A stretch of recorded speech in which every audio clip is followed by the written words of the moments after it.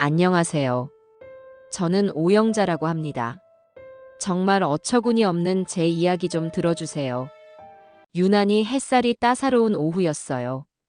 창문으로 스며드는 볕이 거실 바닥에 길게 늘어지는 모습을 보니 며칠 뒤로 다가온 우리 며느리 미나의 첫 생일이 떠올랐습니다. 결혼하고 처음 맞는 생일인데 세상 가장 행복한 날로 만들어주고 싶다는 생각에 마음이 절로 부풀었죠. 무엇을 해줄까 달력을 넘기며 고민하는 시간마저 즐거웠습니다. 며느리라지만 저에게는 딸이나 마찬가지인 아이였어요. 아들 태식이가 결혼한다며 미나를 처음 데리고 왔을 때 솔직히 걱정이 없지는 않았습니다. 부모님 없이 자랐다는 말에 혹시라도 마음에 그늘이 있지는 않을까, 사랑을 충분히 받지 못해 꼬인 구석이 있지는 않을까, 그런 낡고 못난 편견이 제 마음 한구석에 있었던 게 사실이에요. 하지만 그런 걱정은 미나를 만난 지 단 10분 만에 눈 녹듯 사라졌습니다. 어찌나 밝고 예의 바른지 보는 사람의 기분까지 환하게 만드는 아이였어요. 저희 부부를 볼 때마다 진심으로 존경하고 따른다는 것이 눈빛에서부터 느껴졌죠. 결혼 후에는 집안의 웃음꽃이 떠나질 않았습니다. 무뚝뚝한 남편마저 미나 앞에서는 무장해제되어 농담을 던질 정도였으니까요. 그런 보석 같은 아이에게 고아라는 꼬리표를 붙이며 걱정했던 제 자신이 부끄러워질 만큼 미나는 제게 더없이 소중한 가족이 되어 주었습니다. 그래서 이번 생일은 더 특별하게 챙겨주고 싶었어요. 미나가 평소에 먹고 싶다던 음식들로 진수성찬을 차리고 예쁜 옷도 한 벌 선물할 생각이었습니다. 그런데 거울을 보니 제 모습이 영 마음에 들지 않았어요. 푸석푸석한 머리카락에 축 처진 파마기가 꼭 제 기운 없는 마음을 대변하는 것 같았죠.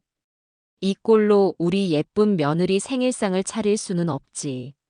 저는 큰맘 먹고 미용실에 가기로 했습니다. 마침 얼마 전 동네 상가에 새로 생긴 미용실이 사람들 입에 자주 오르내렸어요. 백장미 헤어라고 이름부터 화려한 그곳은 원장 솜씨가 용하다며 아주머니들 사이에서 칭찬이 자자했습니다.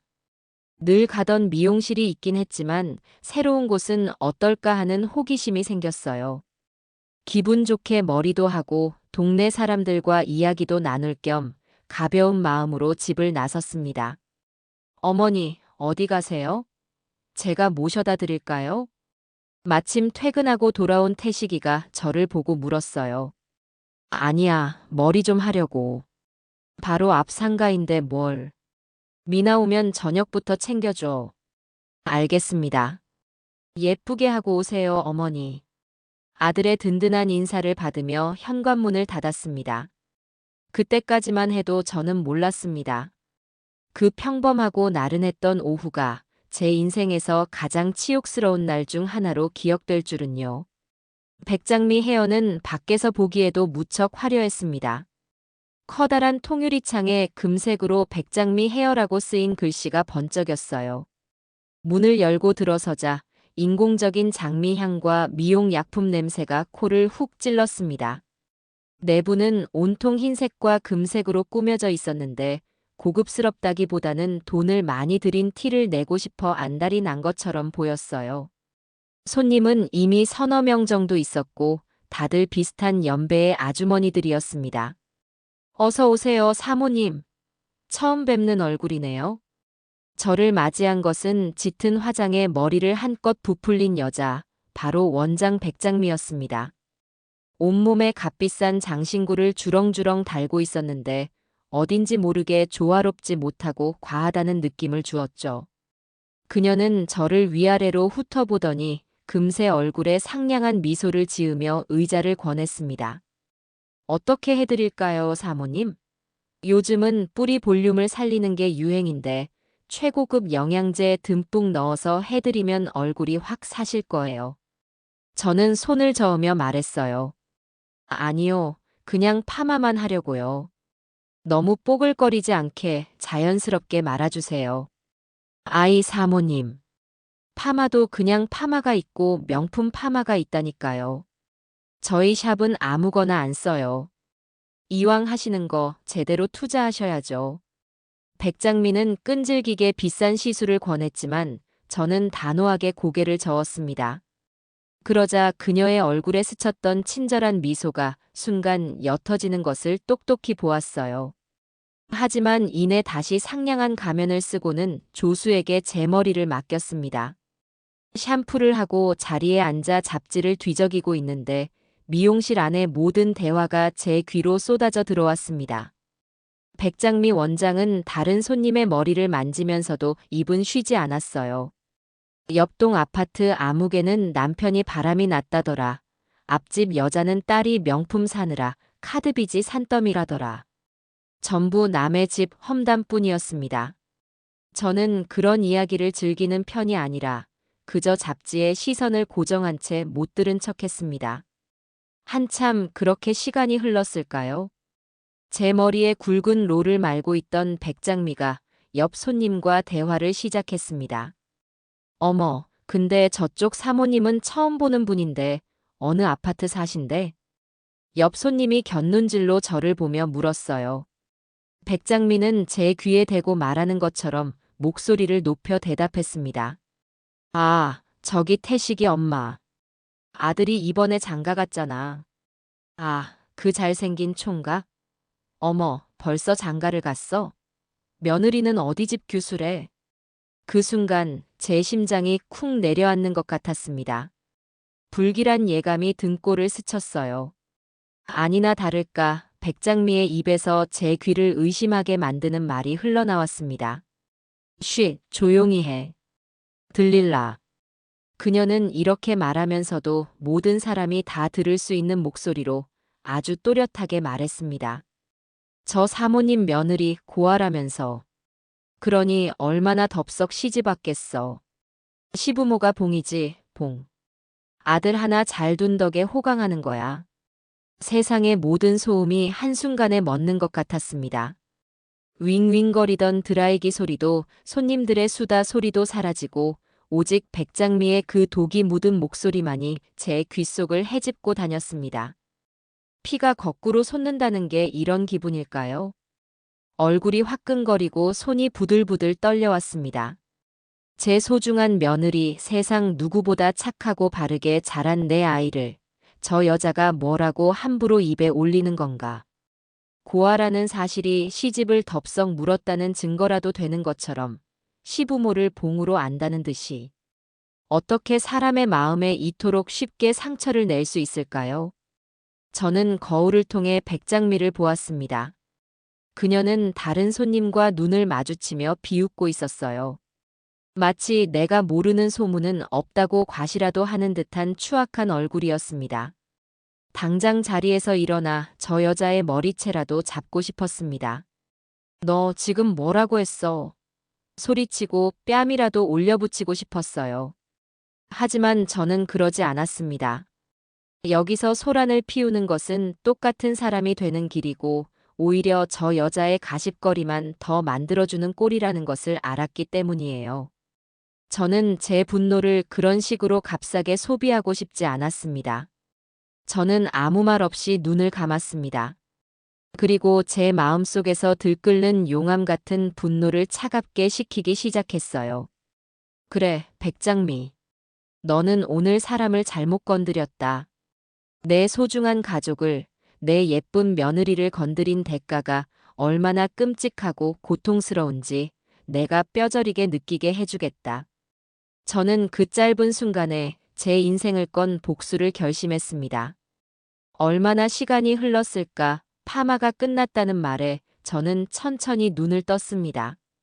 거울 속에는 뽀글거리는 파마를 한 제 모습이 보였지만 제 눈에는 아무것도 들어오지 않았어요. 어머 사모님. 컬이 아주 잘 나왔네. 훨씬 젊어 보여. 백장미가 호들갑을 떨며 말했지만 저는 아무런 대꾸도 하지 않았습니다. 그저 묵묵히 자리에서 일어나 계산대로 향했어요. 머리감 여기 있습니다. 저는 지갑에서 현금을 꺼내 계산대 위에 올려놓았습니다. 백장미는 제 굳은 표정을 보고는 무언가 이상하다는 것을 느꼈는지 어색하게 웃으며 돈을 받더군요. 사모님, 머리 마음에 안 드세요? 혹시 아까 저희 얘기 들으셨어요? 아이, 그게 아니라 그냥 동네 사람들이 하는 말 옮긴 것뿐인데 오해하지 마세요. 변명하는 꼴이 더 가소로웠습니다. 저는 그녀를 똑바로 쳐다보며 나지막이 말했어요. 수고했어요. 그 한마디에 제 모든 경멸과 분노를 담았습니다. 제 눈빛을 마주한 백장미의 얼굴이 순간 굳어지는 것을 확인하고 저는 미련 없이 미용실 문을 열고 나왔습니다. 차가운 저녁 공기가 화끈거리는 제 뺨을 식혀주었습니다. 집으로 걸어오는 내내 저는 방금 전에 모욕을 몇 번이고 되새겼습니다. 그리고 앞으로 어떻게 할 것인지 차갑게 계획을 세우기 시작했어요. 저 여자가 가장 소중하게 생각하는 것은 무엇일까? 저 여자를 가장 고통스럽게 무너뜨릴 방법은 무엇일까? 그것은 바로 그녀가 그토록 자랑스러워하는 백장미 헤어와 그녀의 평판이었습니다. 그래, 너의 장미 정원을 내가 잿더미로 만들어주마. 너의 그 잘난 혀가 다시는 함부로 놀려지지 못하도록 내가 뿌리째 뽑아주겠다. 집에 도착하니 현관에 미나의 신발이 놓여 있었습니다. 저는 잠시 멈춰 서서 깊게 숨을 들이마셨습니다. 그리고 아무 일도 없었다는 듯 가장 온화한 미소를 지으며 문을 열었어요. 제 전쟁은 이제부터 시작이니까요. 그날 저녁 식탁에는 오랜만에 세 식구가 마주 앉았습니다. 제가 새로 한 머리를 보고 미나가 가장 먼저 환하게 웃으며 말했어요. 어머니, 머리 하셨네요. 너무 예쁘세요. 꼭 10년은 젊어지신 것 같아요. 그 순수한 칭찬에 가슴 한구석이 시큰거렸습니다. 낮에 들었던 그 더러운 말들이 다시 귓가에 맴도는 것 같아 저도 모르게 얼굴이 굳어지는 것을 느꼈죠. 하지만 애써 미소를 지으며 미나의 어깨를 토닥였습니다. 우리 며느리 눈에만 예뻐 보이면 됐지, 뭘. 자, 어서 밥 먹자. 너 좋아하는 갈비찜 했다. 우와, 정말요? 역시 어머니밖에 없어요. 미나는 아이처럼 기뻐하며 수저를 들었고 아들 태식이도 그런 아내를 사랑스럽다는 듯이 쳐다보며 제게 말했습니다. 고생하셨어요, 어머니. 잘 먹겠습니다. 식사하는 내내 미나는 며칠 앞으로 다가온 자신의 생일 이야기에 신이 나 있었습니다. 친구들과 어디서 만날지, 태식이와는 무엇을 할지, 조잘조잘 이야기하는 모습이 참새 같았어요. 저는 그 모습을 흐뭇하게 바라보면서도 속으로는 칼을 갈고 있었습니다. 저렇게 해맑고 고운 아이의 마음에 고아라는 못을 박으려 했던 백장미라는 여자를 어떻게 해야 가장 고통스럽게 무너뜨릴 수 있을까? 밥알을 씹으면서도 머릿속은 온통 그 생각뿐이었습니다. 식사를 마치고 미나가 과일을 깎겠다며 부엌으로 들어간 사이 저는 태식이를 향해 조용히 고갯짓했습니다. 제 심상치 않은 눈빛을 읽은 아들은 잠시 후 미나에게는 회사 동료와 잠깐 통화 좀 하고 오겠다며 저를 따라 서재로 들어왔습니다. 서재 문이 닫히자마자 태식이가 걱정스러운 얼굴로 물었습니다. 어머니, 무슨 일 있으세요? 아까부터 표정이 안 좋으세요. 저는 소파에 앉아 아들을 맞은편에 앉혔습니다. 그리고 낮에 백장미 헤어에서 있었던 일을 처음부터 끝까지 하나도 빠짐없이 이야기해 주었죠. 백장미가 다른 손님들과 나눈 대화, 그 여자의 비웃음 섞인 표정, 그리고 제 심장을 꿰뚫었던 그 말까지. 사모님 며느리 고아라면서. 그러니 얼마나 덥석 시집왔겠어. 시부모가 봉이지, 봉.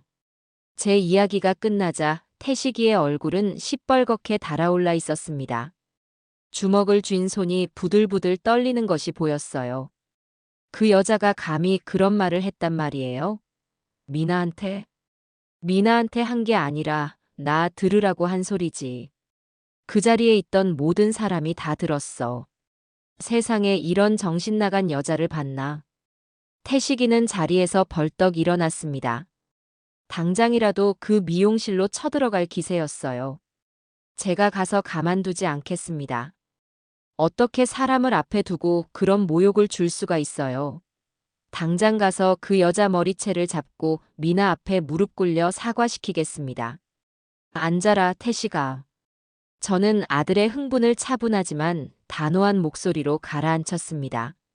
지금 네가 그렇게 감정적으로 달려가서 깽판을 치면 그게 바로 저 여자가 원하는 그림이야. 태식이 엄마가 자기 며느리 흉 좀 봤다고 미용실 와서 행패를 부렸다고 동네방네 떠들고 다니면서 자기만 피해자인 척하겠지. 그럼 사람들은 누구 말을 믿을 것 같니? 결국 진흙탕 싸움밖에 더 되겠어? 제 말에 아들은 씩씩거리면서도 마지못해 자리에 다시 앉았습니다. 그럼 어떻게 해요, 어머니? 이대로 참고 넘어가라는 말씀은 아니실 거 아니에요. 당연히 아니지. 참고 넘어가다니. 나는 내 남은 인생을 걸어서라도 그 여자를 무너뜨릴 생각이다. 제 서슬 퍼런 목소리에 태식이의 눈이 동그래졌습니다. 복수는 뜨거울 때 하는 게 아니야. 아주 차갑게 상대가 누구에게 당하는지도 모르게 서서히 무너뜨려야 하는 거다. 감정적인 대응은 하수나 하는 짓이야. 우리는 저 여자가 가장 소중하게 생각하는 것부터 하나씩 아주 철저하게 부숴버릴 거다. 저는 아들을 똑바로 바라보며 말했습니다. 그러려면 일단 적을 정확히 알아야 해. 그 여자 백장미에 대해 알아봐 다오. 불법적인 해킹 같은 건 필요 없다. 그저 발로 뛰고 검색하고 사람들 말을 들으면서 합법적인 테두리 안에서 알아낼 수 있는 모든 것을 알아내. 그 여자가 어디서 사는지, 가족은 누구인지, 돈 문제는 어떤지, 뭘 좋아하고 뭘 무서워하는지.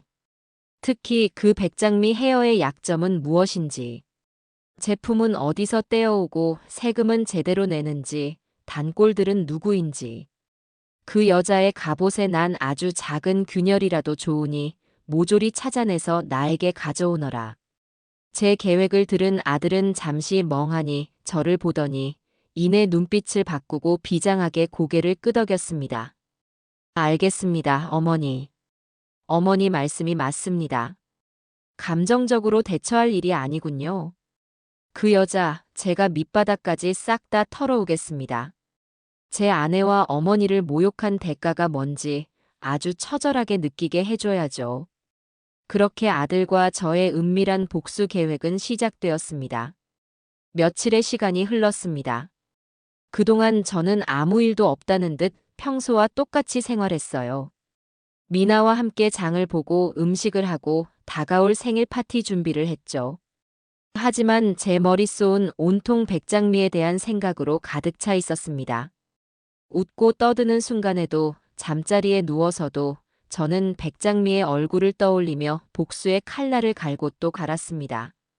미나의 밝은 웃음소리를 들을 때마다 제 결심은 더욱 단단해졌어요.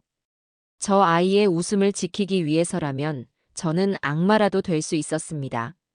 나흘 뒤 태식이가 서류 봉투 하나를 들고 제 방으로 들어왔습니다. 어머니, 가져왔습니다.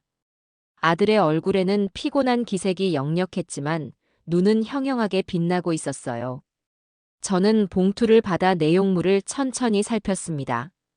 그 안에는 지난 며칠간 아들이 밤잠을 설쳐가며 모은 백장미라는 인간에 대한 모든 것이 담겨 있었습니다. 어머니, 일단 가장 큰 약점부터 말씀드릴게요. 저 여자 인터넷 평판에 목숨을 겁니다. 태식이는 노트북을 켜고 여러 개의 인터넷 창을 띄워 보여주었습니다. 그곳은 우리 동네 엄마들이 가장 많이 이용하는 동네 맘카페였습니다. 보세요. 백장미 헤어에 대한 글이 심심찮게 올라옵니다. 칭찬 글이 대부분인데 아이디를 잘 보면 전부 새로 가입한 유령 아이디거나 쓰는 말투가 똑같아요. 딱 봐도 조작이죠. 그런데 가끔 이렇게 진실된 후기가 올라옵니다. 아들이 클릭한 게시물에는 백장미 헤어에서 머리하고 두피 뒤집어졌어요 라는 제목의 글이 있었습니다. 내용은 처참했어요. 비싼 클리닉을 받았는데 두피에 진물이 나고 머리카락이 다 끊어졌다는 하소연이었죠. 그런데 그 글 밑에 달린 댓글이 더 가관이었습니다. 글쓴이 네 머릿결이 개털인 걸 왜 우리 원장님 탓을 해? 돈 뜯어내려는 거지. 내가 다 알아. 등등. 누가 봐도 백장미 본인이거나 그녀가 사주한 사람들이 쓴 악성 댓글이 달려 있었어요. 이런 식으로 안 좋은 후기가 올라오면 아이디 여러 개를 동원해서 글쓴이를 인신공격하고 진상 손님으로 몰아갑니다. 그리고 자기가 쓴 칭찬 글을 여러 개 올려서 덮어버리는 수법을 쓰는 거죠. 온라인에서의 자기 이미지를 병적으로 관리하고 있었어요. 두 번째 약점은 백장미 클럽이라는 겁니다. 태식이가 다음 자료를 보여주었습니다. 그건 백장미와 다른 여자들이 함께 찍은 사진들이었어요. 이 여자들, 동네 병원장 부인, 식당 사장, 부동산 부자 같은 사람들이에요. 백장미가 이들을 VIP로 모시면서 백장미 클럽이라는 걸 만들었더군요. 이들에게는 일반 손님보다 두세 배 비싼 가격을 받으면서 온갖 아양을 다 떤다고 합니다. 이 클럽 회원이라는 게 저 여자의 가장 큰 자랑거리이자 자존심인 셈이죠. 사진 속에서 다른 여자들 옆에 딱 붙어 교태를 부리는 백장미의 얼굴을 보니 구역질이 날 것 같았습니다. 그리고 어머니, 가장 결정적인 겁니다. 아들의 목소리가 낮아졌습니다. 저 여자 손님들한테 최고급 수입 제품만 쓴다고 자랑하고 다니는데 전부 거짓말입니다. 거짓말이라고? 네. 제가 수소문해서 저 여자가 물건 떼오는 곳을 알아냈습니다. 동대문 근처의 대형 미용 재료상인데 주로 저가 제품을 대량으로 취급하는 곳이에요. 제가 그 가게 사장님하고 말도 섞어봤습니다. 백장미가 한 달에 한 번씩 와서 가장 싼 벌크용 펌 약이랑 염색약을 대량으로 사간다고 하더군요. 태식이는 작은 플라스틱 병 2개를 꺼내 보였습니다. 이게 그 가게에서 파는 제일 싼 펌 약입니다. 그리고 이게 백장미가 손님들한테 보여주는 이탈리아제 최고급 제품이고요. 아마 빈 병의 내용물만 바꿔치기해서 쓰는 걸 겁니다. 저는 2개의 병을 번갈아 보았습니다. 겉모습은 달랐지만 어쩌면 제 머리를 망치고 미나의 마음에 상처를 준 것은 바로 저 싸구려 약품이었을지도 모릅니다. 잘했다, 태식아. 정말 잘했다. 저는 비로소 희미하게 웃었습니다. 이제 적의 모든 약점을 파악했어요. 허영심과 과시욕으로 가득 찬 속은 텅 비어버린 여자. 평판에 목숨을 걸고 돈 많은 사람들에게 기생하며 싸구려 제품으로 손님을 기만하는 사기꾼. 그것이 바로 백장미의 진짜 얼굴이었습니다. 이제 뭘 해야 할지 알겠구나. 저는 태식이가 가져온 자료들을 다시 한번 꼼꼼히 살폈습니다. 어머니, 계획이 있으세요? 물론이지. 저 여자가 가장 소중하게 생각하는 것들을 하나씩 아주 조용히 무너뜨릴 거다. 먼저 저 여자가 목숨처럼 여기는 온라인 평판부터 시작해야겠구나. 저 가짜 성에 우리가 진짜 균열을 내주자꾸나. 저는 노트북 화면에 떠있는 동네 맘카페를 노려보며 말했습니다. 나의 전쟁은 이제 막 서막이 올랐을 뿐이었습니다. 다음 날 아침, 저는 해가 뜨자마자 태식이를 제 방으로 불렀습니다. 밤새 한숨도 자지 못했어요. 어떻게 하면 가장 효과적으로 백장미의 온라인 성을 무너뜨릴 수 있을지 수십 가지 방법을 떠올리고 지우기를 반복했죠. 감정적인 비난이나 욕설은 절대 안 됩니다. 그런 글은 오히려 백장미에게 악성 루머에 시달리는 불쌍한 원장이라는 동정표를 안겨줄 수 있으니까요. 가장 강력한 무기는 바로 진실과 객관성이었습니다.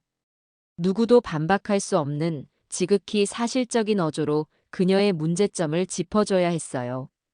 태식아, 카페에 글을 하나 올릴 생각이다. 어머니, 제가 올릴까요? 어머니 아이디로 올리면 바로 특정될 텐데요. 아니다. 내가 직접 올릴 거다. 내 아이디로 내 이름을 걸고 올려야 해. 그래야 다른 사람들이 저 사람도 용기를 냈는데 라며 동참할 수 있는 명분이 생기는 거야. 숨어서 돌을 던지면 비겁한 사람이 되지만 내 얼굴을 드러내고 던지는 돌은 의로운 돌이 될 수 있단다.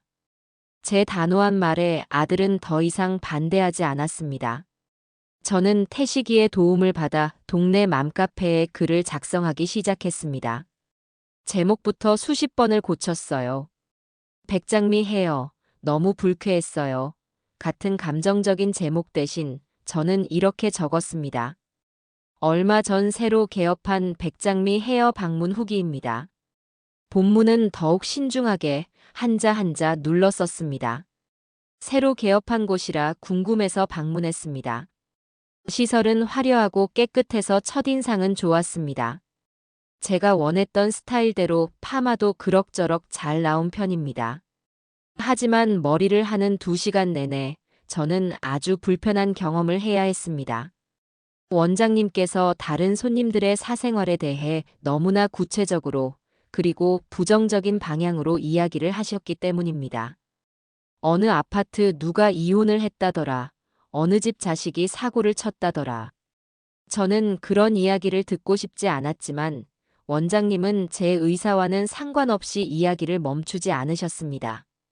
미용실은 머리를 하러 가는 곳이지 남의 험담을 들으러 가는 곳은 아니라고 생각합니다. 다른 분들은 어떻게 생각하시는지요? 글은 이게 전부였습니다. 욕설 한마디, 감정적인 표현 하나 섞지 않았어요. 그저 제가 겪었던 사실만을 건조하게 나열했을 뿐이죠. 하지만 그래서 더 강력하다는 것을 저는 알고 있었습니다. 제 글을 본 사람들은 저 아줌마 화가 많이 났네라고 생각하는 대신 나도 비슷한 경험이 있는데 라고 생각하게 될 테니까요. 어머니, 정말 이대로 올리실 거예요? 그래. 올려라. 태식이가 제 허락을 받고 등록 버튼을 눌렀습니다. 이제 주사위는 던져졌습니다. 저는 묵묵히 화면을 바라보았습니다. 처음 1~2시간 동안은 아무런 반응이 없었습니다. 수많은 게시물들 사이에 제 글은 금방 묻히는 듯 보였어요. 초조한 마음이 드는 것도 사실이었죠. 하지만 오후가 되자 첫 번째 댓글이 달렸습니다. 어머, 글쓴이님 혹시 저도 그 자리에 있었던 것 같아요. 혹시 호피무늬 옷 입으신 분 아니세요? 저는 그 댓글을 보고 심장이 철렁했습니다. 그날 제 옆자리에 앉아 백장미와 함께 낄낄거리던 바로 그 여자였어요. 저는 아무런 대답도 하지 않았습니다. 하지만 그 댓글 하나가 도화선이 되었습니다. 헐, 저도 거기서 원장님이 다른 손님 흉보는 거 들었어요. 제 머리 해주면서 바로 옆 손님 옷차림이 촌스럽다고 흉보는데 가시방석이었네요. 맞아요. 저한테는 다른 미용실 욕을 엄청 하더라고요. 상도덕이 없는 것 같아요. 저는 머릿결 다 상했어요. 비싼 클리닉 받으라고 해서 받았는데 머리가 다 녹아내렸습니다. 환불해달라고 했더니 제 머릿결 탓만 하더라고요. 순식간이었습니다. 마치 둑이 터진 것처럼 그동안 백장미에게 당하고도 말 한마디 못했던 사람들의 원성이 폭포수처럼 쏟아져 나오기 시작했습니다. 제 글은 순식간에 카페에서 가장 뜨거운 게시물이 되었어요. 댓글은 수십 개를 넘어 수백 개를 향해 달려가고 있었습니다. 어떤 사람은 백장미에게 강매당했던 비싼 회원권 사진을 찍어 올렸고 어떤 사람은 그녀가 싸구려 약품을 쓰는 걸 본 것 같다는 목격담을 올렸습니다. 심지어 과거에 백장미 헤어에서 일했다는 전직 직원의 댓글까지 달렸어요. 저 거기서 일했었는데 원장님 손님 없을 때마다 앉아서 하는 일이 다른 손님들 뒷담화하는 거였어요. 그리고 손님한테는 이탈리아제 약 쓴다고 하고 창고에서는 국산 싸구려 약 꺼내서 통가리하는 거 제가 다 봤습니다. 더러워서 그만뒀어요. 이 댓글은 그야말로 핵폭탄이었습니다. 그동안 설마 하던 사람들의 의심이 확신으로 바뀌는 순간이었죠. 카페는 그야말로 축제 분위기였습니다. 사람들은 백장미의 위선을 비난하며 역시 그럴 줄 알았다고 입을 모았어요. 상황이 이렇게 되자 백장미가 직접 등판했습니다. 그녀는 자신의 미용실 이름으로 해명 글을 올렸어요. 백장미 헤어 원장입니다. 현재 저희 샵에 대해 악의적인 허위 사실이 유포되고 있습니다. 전부 사실이 아니며 이는 명백한 명예훼손입니다. 해당 글을 작성하고 동조한 모든 분에게 법적 책임을 묻겠습니다.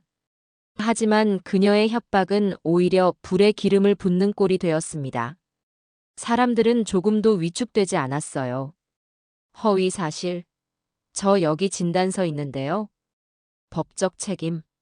통가리한 거 CCTV 확인해 볼까요? 오히려 사람들은 더 강하게 반발했고 백장미의 해명글은 조롱의 대상이 되었습니다. 그러자 백장미는 다음 작전으로 넘어갔습니다. 바로 칭찬글 도배였죠. 갑자기 카페에는 백장미 헤어, 내 인생 최고의 미용실, 원장님 천사 같아요 같은 낯 뜨거운 칭찬 글들이 시간차를 두고 올라오기 시작했습니다. 하지만 네티즌 수사대는 생각보다 훨씬 똑똑했어요. 어라?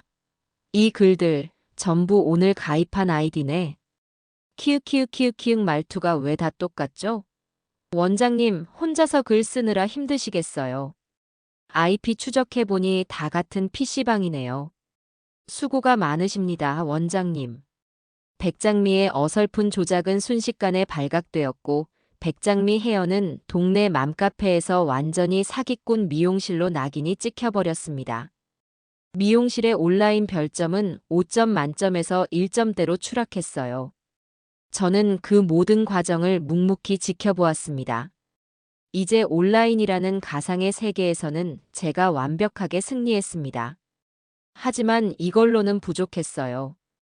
이건 그저 시작에 불과했습니다. 저는 태식이를 보며 말했습니다. 이제 저 여자의 진짜 돈줄을 끊어야지. 저 여자가 여왕처럼 군림하고 있다는 백장미 클럽 말이다. 그 가짜 여왕을 이제 백성들 앞에서 발가벗길 시간이구나. 저의 눈은 이제 맘카페 화면이 아닌 태식이가 뽑아온 백장미 클럽 회원 명단을 향하고 있었습니다. 그곳에 아주 익숙한 이름이 하나 있었기 때문이었죠. 백장미 클럽의 명단에는 제 고등학교 동창이자 지금까지도 가깝게 지내는 친구 최순희의 이름이 있었습니다. 순희는 남편 사업이 잘 되어 동네에서는 꽤 부유하게 살고 있었죠. 성격이 좋고 귀가 얇아서 남들이 좋다는 건 한 번씩 다 해봐야 직성이 풀리는 친구였습니다. 아마 백장미의 화려한 언변에 넘어가 백장미 클럽에 가입했을 것이 분명했어요. 저는 바로 그 친구에게 전화를 걸었습니다. 순이야, 나 영자야. 잘 지내니? 어머, 영자야. 이게 얼마만이니? 나는 잘 지내지. 너는 어때? 오랜만에 듣는 친구의 목소리가 반가웠지만 저는 본론부터 꺼내야 했습니다. 다름이 아니라 너 혹시 백장미 헤어 다니니? 제 질문에 순이의 목소리 톤이 살짝 높아졌습니다. 어머, 너도 거기 알아? 거기 원장님 솜씨가 보통이 아니야. 내가 요즘 거기만 다녀. 백장미 클럽이라고 우리끼리 모임도 갖고 얼마나 좋은데. 역시나 제 예상대로였습니다. 저는 한숨을 쉬며 말했습니다. 순이야, 혹시 시간 괜찮으면 나랑 점심이나 한번 할까? 너한테 꼭 해줄 말이 있어서 그래. 제 심각한 목소리를 느꼈는지 순이는 군말 없이 그러자고 했습니다. 다음 날 저희는 동네 한정식 집의 조용한 방에서 마주 앉았습니다. 순이는 제가 왜 보자고 했는지 궁금해 죽겠다는 표정이었어요. 저는 밥을 주문하고 나서 맘카페에 올라온 글들을 순이에게 보여주었습니다. 이게 다 정말이야? 백 원장이 이런 사람이었어? 수백 개의 비난 댓글과 전 직원의 폭로 글까지 읽은 순이의 얼굴이 하얗게 질렸습니다. 응, 정말이야. 사실은 나도 그날 저 자리에 있었어. 그리고 백장미 원장이 내 며느리에 대해 아주 험한 말을 하는 걸 직접 들었단다. 저는 순이에게 그날 있었던 일을 담담하게 털어놓았습니다. 제 이야기를 들은 순이는 제 손을 잡으며 자기 일처럼 분개해 주었어요. 세상에, 정신 나간 거 아니야? 어떻게 그런 말을 할 수가 있어. 영자야, 정말 미안하다. 내가 그런 곳에 돈을 갖다 바치고 있었다니.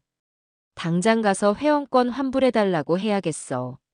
아니, 순이야. 그렇게 감정적으로 나서지 마.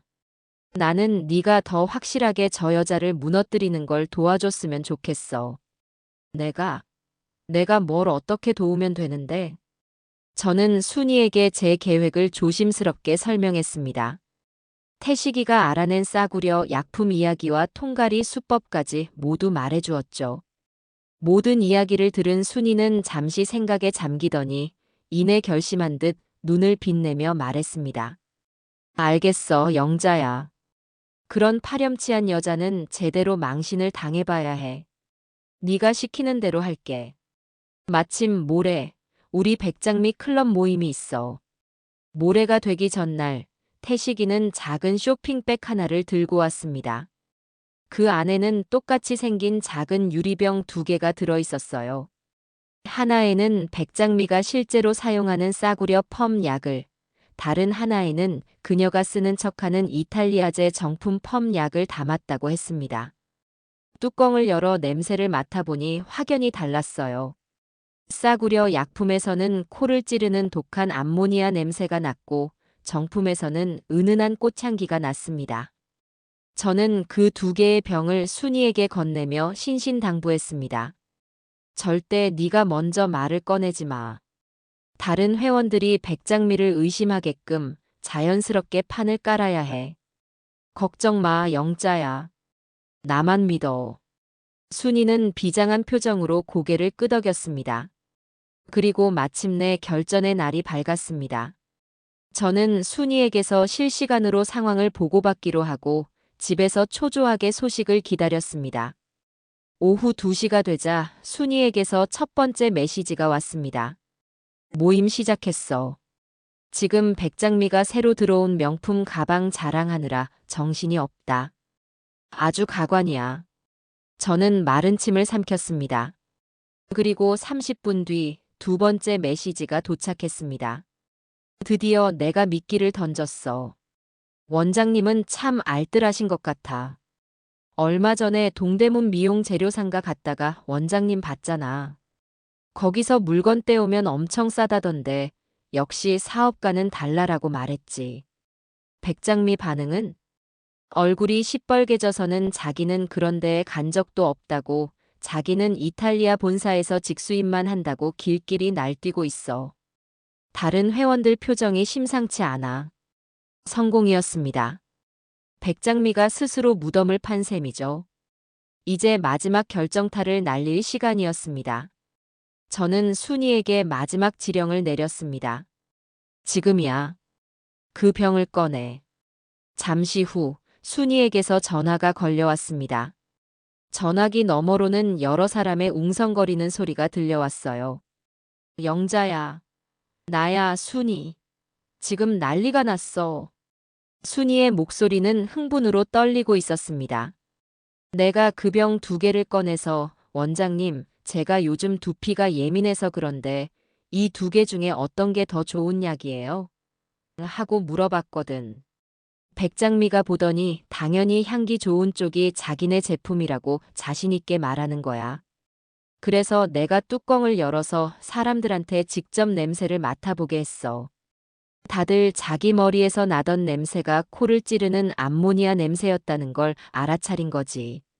전화기 너머로 한 여자의 날카로운 목소리가 들려왔습니다. 그 목소리의 주인은 백장미 클럽의 실세이자 동네 병원장의 부인이었어요. 백장미 원장, 이게 어떻게 된 거야? 내가 네 그 싸구려 약품에 매번 수십만 원씩 갖다 바쳤다는 거니 지금 너 나 사기친 거야? 아, 아니에요, 사모님. 오해세요. 저건 최순이 저 여자가 모함하는 거라고요. 백장미의 비명 섞인 목소리가 들려왔습니다. 하지만 이미 때는 늦었어요. 뭐가 모함이야? 네 머리카락에선 지금도 암모니아 냄새가 진동을 하는데. 다들 맡아봐. 우리 머리에서 나던 냄새랑 똑같잖아. 순이의 외침을 끝으로 모임은 완전히 아수라장이 되었습니다. 회원들은 모두 자기가 결제한 회원권과 시술비를 환불해달라며 소리치기 시작했고 백장미는 울먹이며 변명하기에 바빴습니다. 저는 조용히 전화를 끊었습니다. 창밖을 보니 어느새 해가 저물고 있었어요. 백장미의 화려했던 왕국도 저 노을처럼 서서히 지고 있었습니다. 하지만 아직 끝나지 않았습니다. 이건 그녀가 받을 죗값에 비하면 너무나 가벼운 벌이었으니까요. 저는 달력에 동그라미를 쳐둔 미나의 생일 날짜를 가만히 바라보았습니다. 이제 그녀를 완전히 무너뜨릴 마지막 선물을 준비할 시간이었습니다. 백장미 클럽이 와해되고 동네 맘카페에서 사기꾼으로 낙인 찍힌 후 백장미 헤어의 유리문 안쪽은 눈에 띄게 한산해졌습니다. 한때는 동네 아주머니들의 사랑방처럼 붐비던 곳이 이제는 파리만 날리는 을씨년스러운 공간으로 변해버렸죠. 속이 시원하면서도 저는 아직 부족하다고 생각했습니다. 백장미는 여전히 가게 문을 열고 있었고 소문 같은 건 믿지 않는 뜨내기 손님이나 신규 이주민들을 상대로 근근히 영업을 이어가고 있었습니다.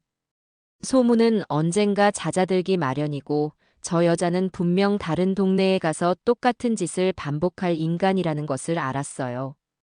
그녀를 완전히 끝장내기 위해서는 누구도 반박할 수 없는 법적 증거가 필요했습니다. 감정적인 폭로가 아닌 냉정한 사실에 기반한 증거 말이에요. 저는 그날 저녁 다시 태식이와 서재에 마주 앉았습니다. 어머니, 이제 저 여자 거의 망한 거나 다름없습니다. 저렇게 손님 없으면 임대료도 못 내고 곧 제 발로 나가떨어질 거예요. 아들은 제법 만족스러운 얼굴이었지만 저는 고개를 저었습니다. 아니, 태식아. 저런 인간은 그렇게 쉽게 안 죽어. 지금 필요한 건 결정적인 증거야. 저 여자가 자기 입으로 거짓말을 하고 그 거짓말로 인해 손님이 직접적인 피해를 입었다는 명백한 증거. 그걸 우리 손에 쥐어야 해. 명백한 증거라면 어떤 걸 말씀하시는 거예요? 우리 배우를 한 명 섭외해야겠다. 제 말에 태식이의 눈이 동그래졌습니다. 배우요? 어머니, 설마 사람을 사서 그건 너무 위험합니다. 일이 잘못되면 오히려 우리가 역공을 당할 수 있어요. 걱정 마라. 우리가 시킬 일은 연기가 아니라 그저 진짜 피해자가 되어달라는 것뿐이니까. 피부가 아주 예민한 사람을 찾아서 백장미 헤어의 손님으로 보내는 거다. 그리고 가장 비싼 천연 클리닉을 받게 하는 거지. 결과는 안 봐도 뻔하지 않겠니? 제 계획을 들은 아들은 잠시 침묵하더니 이내 제 의도를 파악하고는 얼굴에 옅은 미소를 띄었습니다. 알겠습니다, 어머니. 역시 어머니는 대단하시네요. 그 여자가 제 무덤을 직접 파게 만드시는군요. 제가 바로 사람을 알아보겠습니다.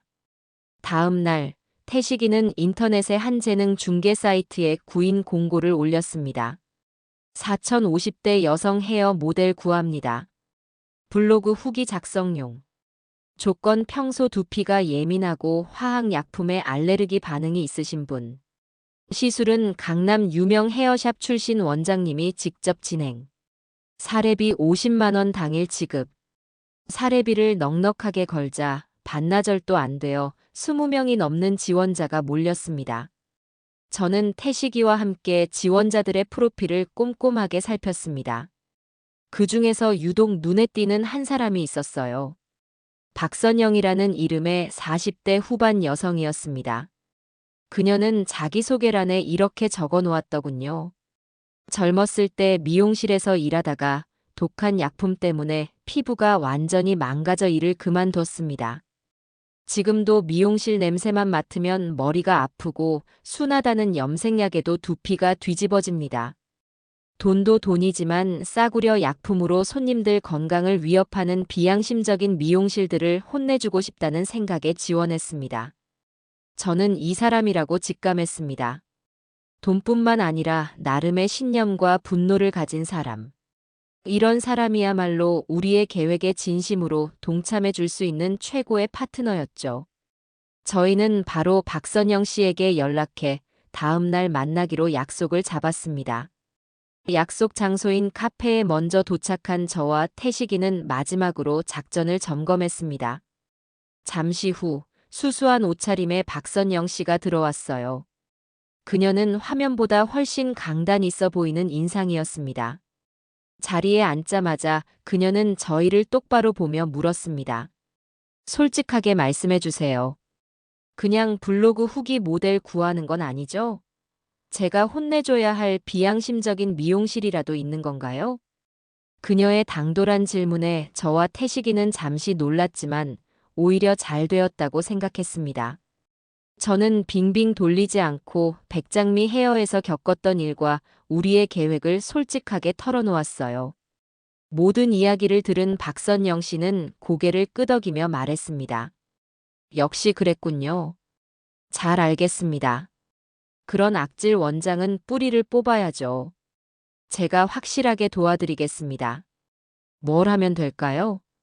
그녀의 시원시원한 대답에 저희는 안심했습니다. 태식이는 품에서 만년필처럼 생긴 작은 녹음기 하나와 브로치 모양의 초소형 카메라를 꺼내 그녀에게 건넸습니다. 박선영 씨, 이게 저희 작전의 핵심입니다. 미용실에 들어가셔서 상담하는 과정부터 시술이 끝날 때까지 모든 상황을 녹음하고 촬영해 주셔야 합니다. 특히 원장에게 이 제품이 정말 천연 제품이 맞는지, 화학약품에 민감한데 정말 괜찮은지 여러 번 확인해서 그렇다는 대답을 확실하게 받아내 주셔야 합니다. 그리고 시술이 끝나면 예상대로 두피에 이상 반응이 나타날 겁니다. 그때 절대로 싸우지 마시고 아프다는 말만 반복하며 돈을 내고 빠져나오세요. 저희가 근처 병원에서 대기하고 있다가 바로 피부과로 모시고 가서 진단서를 받을 겁니다. 박선영 씨는 모든 지시를 완벽하게 이해하고는 비장한 표정으로 고개를 끄덕였습니다. 걱정 마세요. 전직 미용사로서의 제 모든 경험과 망가진 제 두피를 걸고 완벽하게 임무를 수행하겠습니다. 마침내 작전 당일. 저희는 박선영 씨를 백장미 헤어 근처에 내려주고 약속한 카페에서 초조하게 그녀를 기다렸습니다. 1시간이 지났을까, 2시간이 지났을까. 시간이 흐를수록 피가 마르는 것 같았어요. 혹시라도 계획이 틀어진 건 아닐까, 백장미가 눈치챈 건 아닐까, 온갖 불안한 생각이 머릿속을 스쳐 지나갔습니다. 바로 그때 태식이의 핸드폰이 울렸습니다. 박선영 씨였습니다. 성공했습니다. 지금 미용실에서 나왔어요. 약속한 카페 앞으로 바로 가겠습니다. 저와 태식이는 안도의 한숨을 내쉬며 밖으로 나갔습니다. 잠시 후 택시에서 내리는 박선영 씨의 모습은 처참했습니다. 그녀는 연신 두피를 긁으며 인상을 찌푸리고 있었고 머리카락 사이로 보이는 두피는 온통 붉게 부어올라 있었어요. 세상에, 괜찮으세요? 괜찮지 않지만 괜찮습니다. 이것이야말로 우리가 원했던 증거니까요. 그녀는 아픔을 억누르며 미소를 지어 보였습니다. 저희는 지체할 시간 없이 그녀를 데리고 동네에서 가장 큰 피부과 병원으로 향했습니다. 의사는 박선영 씨의 두피를 보더니 혀를 찼습니다. 이건 그냥 좀 예민한 수준이 아닌데요. 아주 독한 화학약품에 의한 급성 접촉성 피부염입니다. 대체 어디서 뭘 하셨기에 두피가 이렇게까지 되셨어요? 의사의 진단은 우리가 예상했던 것보다 훨씬 심각했습니다. 저희는 의사에게 부탁해 두피 상태를 여러 각도에서 촬영하고 독성 화학 물질로 인한 심각한 피부염이라는 소견이 명시된 진단서를 발급받았습니다. 병원에서 나와 다시 카페에 모인 우리는 박선영 씨가 건넨 녹음기와 카메라의 내용을 확인했습니다. 그 안에는 백장미의 추악한 거짓말이 고스란히 담겨 있었습니다. 박선영 원장님, 이거 정말 천연 제품 맞죠? 제가 피부가 약해서요. 백장미 그럼요, 사모님. 걱정 마세요. 이건 스위스 청정 고산지대에서만 자라는 허브를 증류해서 만든 100% 유기농 앰플이에요. 아기 피부에도 사용할 수 있을 만큼 순하다니까요. 박선영, 그런데 머리가 좀 따끔거리는 것 같은데요. 백장미 어머, 그건 사모님 두피에 지금 영양이 쏙쏙 흡수되고 있다는 증거예요. 좋은 약은 원래 좀 따끔한 법이랍니다. 호호. 그리고 시술이 끝난 후 박선영 씨가 고통을 호소하자 백장미의 태도는 180도 바뀌어 있었습니다. 박선영 원장님, 저 너무 아파요. 두피가 불타는 것 같아요. 어떻게 된 거죠? 백장미 아니 사모님, 왜 저한테 그러세요? 이건 사모님 체질이 이상한 거지. 우리 제품 탓이 아니잖아요. 다른 사람들은 다 괜찮은데 왜 사모님만 유난이세요? 돈 내고 빨리 가세요. 다른 손님 받아야 하니까. 모든 것을 확인한 저는 박선영 씨의 손을 꼭 잡았습니다. 정말 고생 많으셨습니다. 약속한 사례비에 병원 치료비와 위자료까지 넉넉하게 챙겨드리겠습니다. 아닙니다. 제가 오히려 속이 다 시원하네요. 부디 저 같은 피해자가 더는 나오지 않도록 그 여자 꼭 벌받게 해주세요. 박선영 씨를 보내고 제 손에는 이제 3가지의 결정적 증거가 남았습니다. 백장미의 거짓말이 담긴 녹음 파일, 그 결과로 처참해진 두피 사진, 그리고 의사의 진단서. 저는 서늘한 미소를 지으며 태식이에게 말했습니다. 이제 창과 방패가 모두 준비되었구나. 저 여자의 거짓된 혀와 그 혀가 남긴 상처의 증거까지. 사냥은 이제 거의 끝났다. 이제 마침표를 찍을 시간만 남았을 뿐이야. 결정타를 날릴 마지막 카드를 언제, 어떻게 사용해야 가장 효과적일지 고민하던 중 뜻밖의 소식이 들려왔습니다. 제 정보통 역할을 톡톡히 해주던 친구 순이에게서 연락이 온 것이었죠. 영자야, 너 들었어? 백장미 딸 시집 간대. 순이는 잔뜩 흥분한 목소리였습니다. 저는 의외의 소식에 잠시 귀를 의심했습니다. 딸이 시집을 가. 지금 그 미용실은 거의 망하기 직전인데 누가 며느리로 들인다는 거야? 그러니까 말이야. 그런데 상대 집안이 보통이 아니야. 강남에서 제일 잘 나간다는 왕금 성형외과 원장 아들이래. 백장미가 요즘 동네 사람들한테 얼마나 자랑하고 다니는지 몰라. 자기 사돈이 의사라고 이제 자기는 강남 사모님이라고 온 동네를 시끄럽게 떠들고 다녀. 저는 그 말을 듣고 실소를 금할 수 없었습니다. 제 가게는 파리만 날리는데 딸의 혼사로 신분 상승할 꿈에 부풀어 있다니. 저 여자의 허영심은 정말 끝이 없구나 싶었죠. 하지만 동시에 저는 이것이 백장미에게 비수를 꽂을 또 다른 기회라는 것을 직감했습니다. 그녀가 그토록 애지중지하는 평판과 돈줄인 백장미 클럽이 무너졌다면 이제 남은 것은 그녀의 마지막 희망이자 자존심인 딸의 결혼뿐이었습니다. 순이야, 그 성형외과 집안에 대해서 좀 더 자세히 알아봐 줄 수 있니? 그리고 백장미가 그쪽에 자기 집안에 대해 뭐라고 소개하고 다니는지도. 알겠어. 내가 또 그런 건 전문이지. 조금만 기다려봐. 순이는 자신의 정보망을 총동원하겠다며 흔쾌히 약속했습니다. 저는 새로운 공격 목표를 설정하고 태식이에게도 이 사실을 알렸습니다. 태식아, 전쟁의 무대가 바뀌었다. 이제 저 여자의 미용실이 아니라 딸의 혼삿길을 겨눠야겠어. 백장미가 그 예비 사돈 댁에 어떤 거짓말을 하고 있는지 낱낱이 파헤쳐 보자꾸나. 며칠 후 태식이와 순이가 거의 동시에 가져온 정보들은 제 상상을 초월하는 것이었습니다.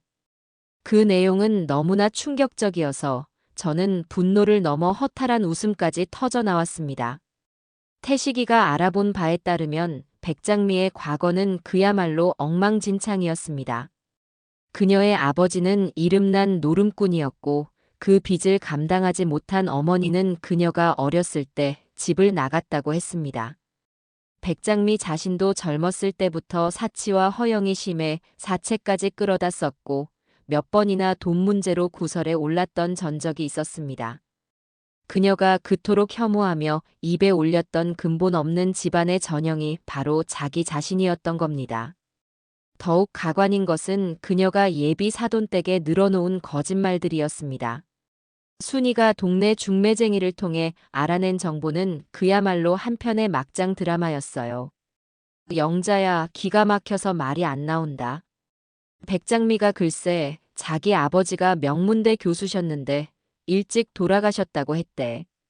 그리고 자기는 강남의 땅 부잣집 외동딸로 자랐는데 부모님이 물려주신 땅에 건물을 올려서 취미 삼아 미용실을 운영하는 거라고 했답니다. 하하, 웃기지 않니? 그 미용실, 월세도 겨우 내는 주제에. 저는 입을 다물 수가 없었습니다. 그럼 딸도 그 거짓말을 다 알고 있다는 거니? 물론이지. 딸이 더하면 더했지, 덜하진 않아.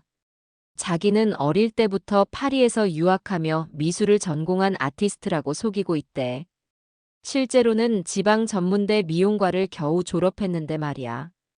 저는 온몸에 소름이 돋았습니다.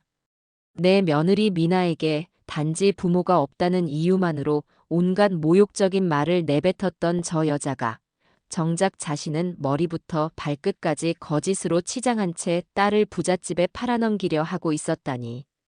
이보다 더 완벽한 위선이, 이보다 더 역겨운 내로남불이 세상에 또 있을까요?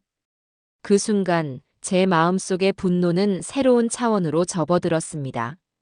단순히 그녀의 미용실을 망하게 하고 돈을 잃게 하는 것은 너무나 가벼운 벌이었습니다. 저 여자가 받아야 할 벌은 자신이 쌓아올린 그 거짓말의 성이 자신의 눈앞에서 와르르 무너져 내리는 것을 똑똑히 목격하게 하는 것이었습니다. 그녀가 가장 자랑스러워하는 순간에 가장 많은 사람들이 보는 앞에서 그녀의 진짜 모습을 만천하에 공개해야 했습니다. 저는 태식이에게 새로운 지시를 내렸습니다. 태식아, 지금 당장 구청에 민원 넣는 거 잠시 보류해라. 네. 어머니, 하지만 지금이 저 여자를 끝장낼 절호의 기회인데요. 진단서까지 확보했잖습니까? 아니. 지금 저 여자를 망하게 하면 예비 사돈댁에서는 사업이 어려워져서 혼사가 깨졌다고 생각할지도 몰라. 그게 아니야. 나는 저 집안 사람들이 백장미의 실체를 알게 되어서 더럽고 추악해서 내친다는 그림을 만들어야 해. 그러려면 무대가 필요하다. 백장미와 그 예비 사돈, 그리고 우리 동네 사람들이 모두 모일 수 있는 그런 무대 말이야. 태식이는 제 의도를 금방 알아차렸습니다. 알겠습니다, 어머니. 그런 무대가 있는지 한번 알아보겠습니다. 며칠간의 수소문 끝에 태식이는 완벽한 무대를 찾아냈습니다. 그것은 바로 매년 가을에 열리는 지역문화센터 후원을 위한 자선 바자회였습니다. 그 바자회는 동네의 유지들이 모두 총출동하는 가장 큰 연례 행사 중 하나였어요. 놀랍게도 바자회의 주최 측 명단에는 백장미 클럽의 수장이었던 병원장 부인 김 여사의 이름이 있었고 주요 후원자 명단에는 백장미의 예비 사돈인 왕금 성형외과 윤 원장 부인의 이름이 나란히 올라 있었습니다. 백장미 역시 자신의 격을 과시하기 위해 그 자리에 반드시 나타날 것이 분명했습니다. 모든 배우가 한 무대에 오르는 그야말로 완벽한 기회였죠. 저는 옷장 가장 깊숙한 곳에 넣어두었던 가장 아끼는 옥색 한복을 꺼내 들었습니다. 시어머니께서 물려주신 비취 놀이개와 가락지도 정성스럽게 닦았어요. 그날 저는 복수심에 불타는 피해자가 아니라 그 누구보다 우아하고 품격 있는 귀부인의 모습으로 그 자리에 설 것이었습니다. 태식아, 장수는 전쟁터에서 소리를 지르지 않는 법이란다. 그저 손가락 하나를 까딱해서 가장 효과적인 곳에 불을 지를 뿐이지. 나는 그 바자회에서 장수가 될 것이다. 그리고 단 한마디의 말로 저 여자의 거짓된 성을 잿더미로 만들어버릴 게다. 제 눈빛에서 서늘한 결의를 읽은 아들은 말없이 고개를 끄덕였습니다. 미나의 생일이 그리고 백장미의 심판의 날이 하루 앞으로 다가오고 있었습니다. 자선 바자회가 열리는 날, 하늘은 거짓말처럼 쾌청했습니다. 지역 문화센터 앞마당은 이른 시간부터 사람들로 북적였어요. 값비싼 옷을 차려입은 동네 유지들과 그 부인들이 삼삼오오 모여 웃음꽃을 피우고 있었고, 한쪽에서는 각종 기부 물품을 판매하는 부스들이 즐비하게 늘어서 있었습니다. 저는 곱게 차려입은 한복 위에 얇은 쇼를 걸치고 태시기에 팔짱을 낀 채 천천히 행사장으로 들어섰습니다. 제 모습이 눈에 띄었는지 사람들의 시선이 잠시 제게로 쏠리는 것이 느껴졌어요. 하지만 저는 그런 시선 따위는 아랑곳하지 않고 오직 오늘 사냥할 제 목표물들을 찾기 위해 날카롭게 주위를 살폈습니다. 역시나 적이 있었군요. 행사장 가장 중앙, 가장 목 좋은 곳에 있는 다과 테이블에 오늘의 주인공들이 모두 모여 있었습니다. 오늘의 타겟인 예비 사돈, 왕금 성형외과의 윤 원장 부인은 우아한 트위드 투피스 차림으로 다른 사람들과 담소를 나누고 있었어요. 그리고 그 옆에는 한껏 멋을 낸 백장미가 찰싹 달라붙어 마치 자기가 그 무리의 주인이라도 되는 것처럼 아양을 떨고 있었습니다. 몇 걸음 떨어진 곳에서는 백장미 클럽의 전 멤버들이 그녀를 벌레 보듯 쳐다보며 자기들끼리 수군거리고 있었죠. 그 중에는 클럽의 수장이었던 김 여사도 있었습니다. 모든 배우가 제자리에 완벽하게 배치되어 있었어요. 이제 감독인 제가 무대로 올라갈 차례였습니다. 저의 첫 번째 동선은 백장미가 아니었습니다. 저는 먼저 김 여사에게로 다가갔습니다. 저를 발견한 김 여사는 반가운 얼굴로 제게 다가왔어요. 어머, 영자 씨 아니세요? 한복 입으시니 정말 곱고 우아하시네요. 어디 좋은 일 있으세요? 별일은요. 그냥 날이 좋아서 한번 차려입어 봤어요. 김 여사님이야말로 오늘 행사의 주역이신데 더 빛이 나시네요. 서로의 안부를 주고받으며 잠시 담소를 나누었습니다. 김 여사는 아직도 백장미에 대한 분이 풀리지 않았는지 낮은 목소리로 제게 불평을 털어놓았어요. 저 뻔뻔한 여자 좀 봐요. 우리한테 사기친 것도 모자라서 이제는 왕금 성형외과 사모님한테 붙어서 또 무슨 거짓말을 하고 있는지 몰라. 정말 상종 못할 인간이에요. 저는 그런 김 여사를 부드럽게 진정시켰습니다. 김 여사님, 흥분하지 마세요. 모든 일에는 때와 장소가 있는 법이랍니다. 그냥 조용히 저와 함께 지켜보시면 될 것 같아요. 제 의미심장한 말에 김 여사는 고개를 갸웃했지만 이내 제 의도를 어렴풋이 짐작했는지 알겠다는 눈빛으로 고개를 끄덕였습니다. 저는 김 여사의 팔을 가볍게 이끌고 자연스럽게 백장미와 윤 원장 부인이 있는 테이블로 향했습니다. 어머, 윤 사모님 아니세요? 이렇게 좋은 자리에서 뵙네요. 제가 먼저 윤 원장 부인에게 인사를 건네자 그녀는 품위 있는 미소로 저를 맞았습니다. 하지만 제 옆에 선 김 여사를 보고는 살짝 놀란 눈치였죠. 가장 당황한 것은 물론 백장미였습니다. 저와 김 여사가 함께 나타나자 그녀의 얼굴은 순간 하얗게 질렸다가 시뻘게 달아오르기를 반복했습니다. 하지만 예비 사돈 앞이라 차마 내색도 못하고 억지 미소를 지으며 어색하게 인사를 건넸어요. 안녕하세요. 저는 그녀의 인사를 가볍게 무시하고 윤 원장 부인을 향해 대화를 이어갔습니다. 오늘 저의 관객은 오직 한 명, 바로 윤 원장 부인이었으니까요. 바자회가 참 성대하네요. 이렇게 좋은 일에 앞장서 주시니 윤 사모님은 얼굴만큼이나 마음도 고우신가 봐요. 별 말씀을요. 좋게 봐주시니 감사합니다. 화기애애한 분위기 속에서 대화가 몇 마디 오갔을 때 저는 드디어 본론을 꺼내기 시작했습니다. 제 옆에 선 김 여사가 가볍게 마른 침을 삼키는 것이 느껴졌어요. 그런데 사모님, 요즘은 정말 사람을 겉만 보고 판단하면 안 되겠다는 생각을 자주 해요. 겉은 번지르르하게 꾸며놓고 속은 완전히 썩어 있는 사람들이 너무나 많지 뭐예요. 윤 사모님은 어떻게 생각하세요? 제 질문에 윤 원장 부인은 고개를 끄덕이며 동의했습니다. 바로 그때 제 신호를 받은 김 여사가 자연스럽게 대화를 이어받았습니다. 영자 씨 말이 맞아요. 제가 최근에 정말 불쾌한 일을 겪었잖아요. 제가 믿었던 사업가 한 분이 있었는데, 글쎄, 자기는 최고급 제품만 쓴다고 손님들을 속여놓고 뒤로는 온갖 싸구려 물건으로 사기를 치고 있었지 뭐예요. 정말이지 사람의 품격이라는 건 돈이나 겉모습으로 생기는 게 아니더라고요. 김 여사는 말하는 내내 백장미를 경멸의 눈빛으로 쏘아보았습니다. 백장미는 얼굴이 새하얘져서 안절부절 못하며 어떻게든 화제를 돌려보려고 애썼어요. 아이고, 두 분 오늘 날씨가 참 좋죠? 하하. 이제 마지막 일격을 가할 시간이었습니다.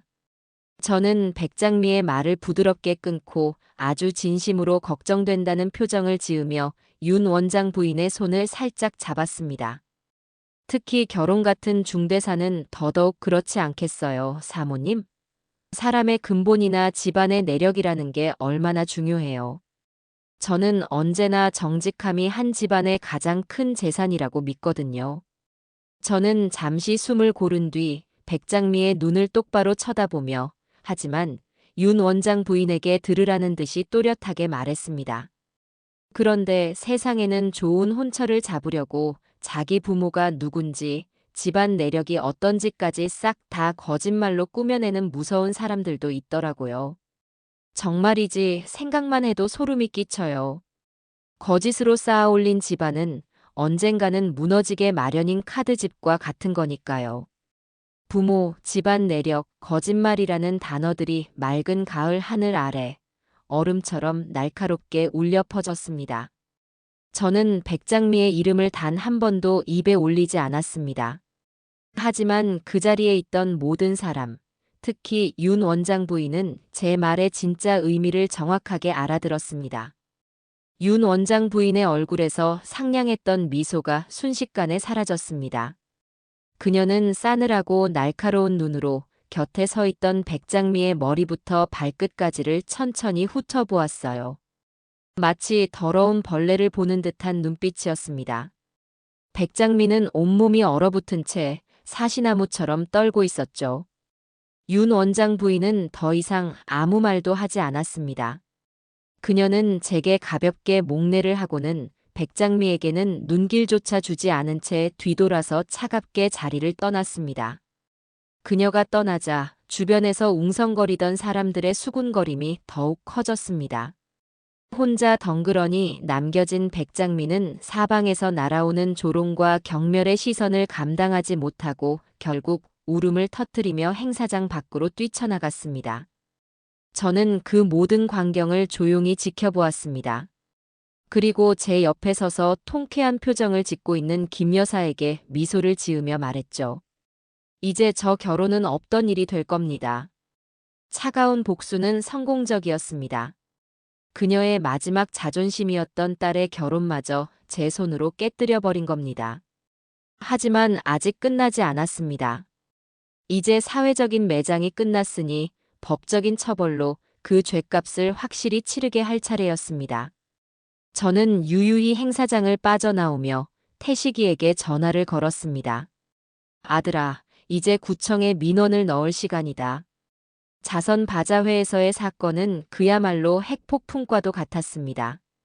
소문은 날개 돋친 듯 동네 전체로, 아니 인근 지역사회 전체로 퍼져나갔어요. 제 친구 순이는 거의 실시간 중계 아나운서처럼 제게 소식을 전해주었습니다. 왕금 성형외과의 윤 원장 부인은 그날 바자회가 끝나자마자 중매쟁이에게 전화를 걸어 혼담을 그 자리에서 깨버렸다고 합니다. 이유는 아주 간단명료했다고 해요. 그런 저급하고 정직하지 못한 집안과는 사돈을 맺을 수 없다고요. 백장미가 딸의 장밋빛 미래를 위해 쌓아 올렸던 거짓말의 성은 그렇게 제 말 한마디에 먼지처럼 허무하게 무너져 내렸습니다. 그 후 며칠간 백장미 헤어의 문은 굳게 닫혀 있었습니다. 동네 사람들은 이제 그 앞을 지나갈 때마다 노골적으로 비웃거나 손가락질을 했죠. 저는 그저 묵묵히 제 일상을 살아갈 뿐이었습니다. 아침에 일어나 미나와 태식이를 위해 밥을 짓고 함께 장을 보고 저녁에는 다 같이 텔레비전을 보며 웃었습니다. 제 마음은 놀랍도록 평온했어요. 분노와 증오로 들끓던 시간은 지나가고 이제는 차가운 확신만이 남아 있었습니다. 저 여자의 사회적인 생명은 이제 끝났습니다. 이제 남은 것은 법과 제도를 통한 완전한 마무리뿐이었죠. 사건이 있고 일주일쯤 지났을까요? 장을 보고 집으로 돌아오는 길에 저는 제 눈을 의심하는 광경을 목격했습니다.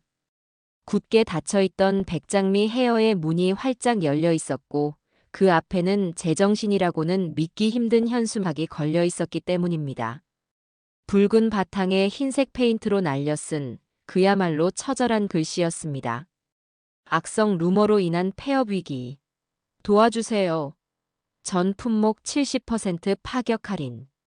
그리고 그 현수막 아래에는 일주일 전까지만 해도 화려한 백장미 같았던 여인이 잔뜩 독이 오른 살모사 같은 얼굴로 서 있었습니다.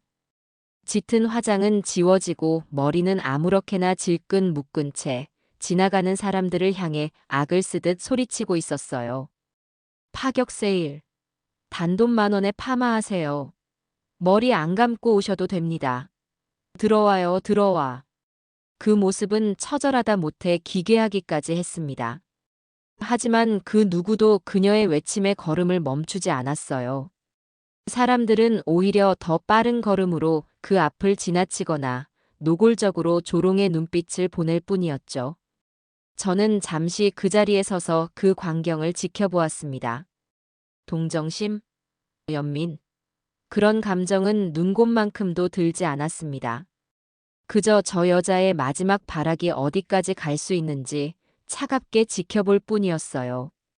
그날 밤 저는 태식이와 함께 마지막 증거 자료들을 정리하기 시작했습니다.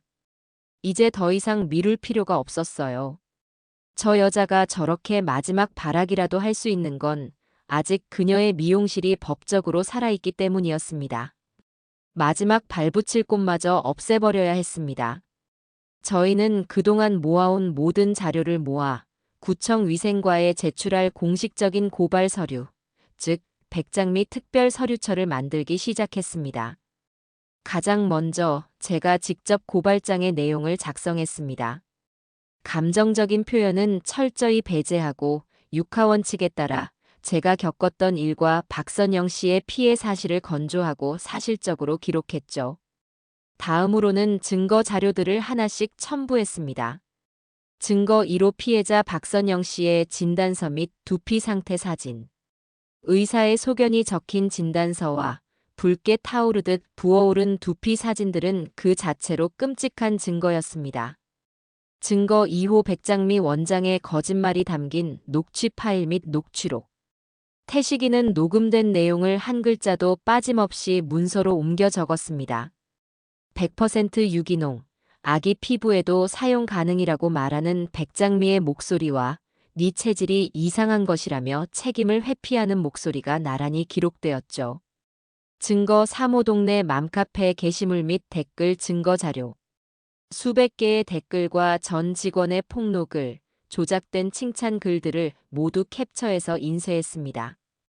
익명을 보장하기 위해 아이디는 모두 가렸지만 그녀의 사기 행각이 얼마나 광범위했는지 보여주기에는 충분했습니다. 증거 4호 제품 통가리 증거 사진.